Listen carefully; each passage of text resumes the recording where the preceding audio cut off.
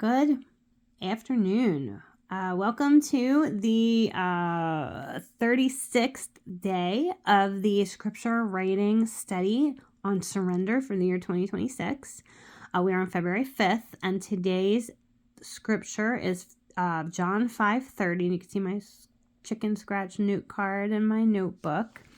And the verse itself is, I can of myself do nothing. As I hear, I judge, and my judgment is righteous, because I do not seek my own will, but the will of the Father who sent me. And if Jesus sought God's will on his own, over his own, then who am I to think my will is righteous?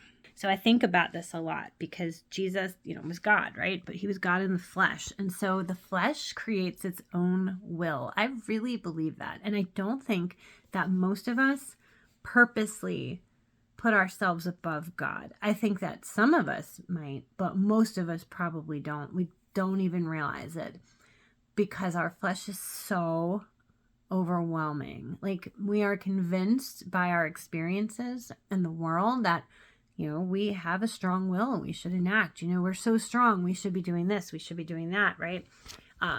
It's our life. It's my life. I'm going to do it my way. And we're convinced that that's the best way. But as a Christian, we're not supposed to take on that worldview. We are not at the center of our universe. We are not at the center of our lives. In fact, no human being alive should be, whether it's us or our family or our friends.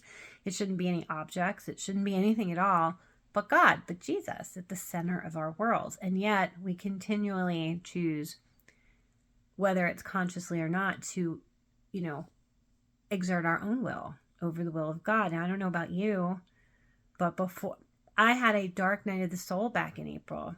And I'd always had a relationship with God, but I had always been kind of pushing my own will. And even when things worked out, it wasn't like for the best because I always wanted more. It wasn't enough, or, it didn't work out the way I thought it would, right? My judgment was not righteous because I did not seek first the will of God. I sought my own will. So even when it worked out just, I got lucky, for lack of a better word. God saw fit to kind of say, okay, I'll give you this, but, there's still going to be consequences. I don't really know why things would work out, but mostly it just left holes that needed to be filled. And so I got stuck in a cycle. But what if I completely submit to God's will? I have to do it all the time. I'm not perfect, but it's something to think about.